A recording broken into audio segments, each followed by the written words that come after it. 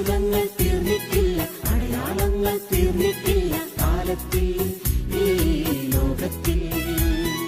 എൻ്റെ പേര് ഗീത മരിയ. ഞാൻ കഞ്ചിക്കോട് ഹോളി ഫാമിലി ചർച്ച് ഇടവക അംഗമാണ്. എൻ്റെ സഹോദരിയുടെ മകൾക്ക് വേണ്ടിയാണ്. അവളുടെ രണ്ടാമത്തെ പ്രസവത്തിന് വേണ്ടി, ആദ്യത്തെ പ്രസവം മേജറായിരുന്നു, വെൻറ്റിലേറ്ററിലായിരുന്നു. ചേച്ചിയുടെ മോള് ആദ്യത്തെ പ്രസവത്തിന്, കുഞ്ഞും അമ്മയും വെൻറ്റിലേറ്ററിലായിരുന്നു. ആ കുഞ്ഞിന് 5 വയസ്സിന് ശേഷം വീണ്ടും പ്രഗ്നൻ്റായി.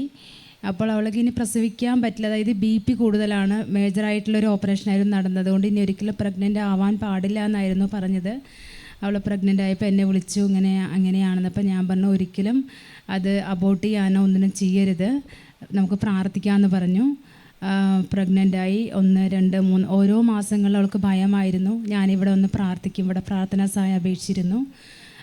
7 മാസം മുതൽ ഏകദേശം ഒരു 9 മാസം വരെ ഓരോ പ്രാവശ്യം 5 ദിവസം 7 ദിവസം അങ്ങനെ അഡ്മിഷനായിരുന്ന ഹോസ്പിറ്റലുകളിൽ BPക്ക് മരുന്ന് കൊടുത്തു.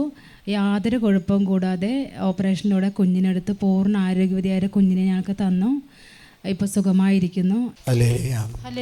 ഗർഭാവസ്ഥയിലായിട്ടുണ്ടെങ്കിൽ നമ്മൾ കൂടുതൽ പ്രാർത്ഥിക്കണമെന്നുള്ള കാര്യം ഓർമ്മിപ്പിക്കുന്നു. ഈ കാലഘട്ടത്തിൽ വരുന്ന രോഗമാണ് ഗർഭാശയ സംബന്ധമായ, യൂട്രസ് സംബന്ധമായ രോഗങ്ങൾ, PCOD, പല വിധത്തിലുള്ള രോഗങ്ങളും എന്ന് പറയുന്നത് നമ്മൾ കാണുന്നുണ്ട്. അതിന് ഏറ്റവും വലുത് ഈശോയിൽ വിശ്വസിക്കുക, ഈശോയോട് പ്രാർത്ഥിക്കുക. ഈശോയുടെ തിരുരക്തം സ്വീകരിക്കുമ്പോൾ നിങ്ങൾ സ്ത്രീകൾ ഗർഭപാത്രം വിശുദ്ധീകരിക്കാൻ വേണ്ടി നമ്മൾ പ്രാർത്ഥിക്കാം.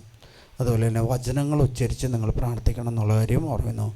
അങ്ങനെയുള്ള ഉദരസംബന്ധ, യൂട്രസ് സംബന്ധമായ രോഗങ്ങൾ ഈശോയ്ക്ക് മാത്രമേ മാറ്റാൻ സാധിക്കുള്ളൂ. ഹല്ലേലൂയ.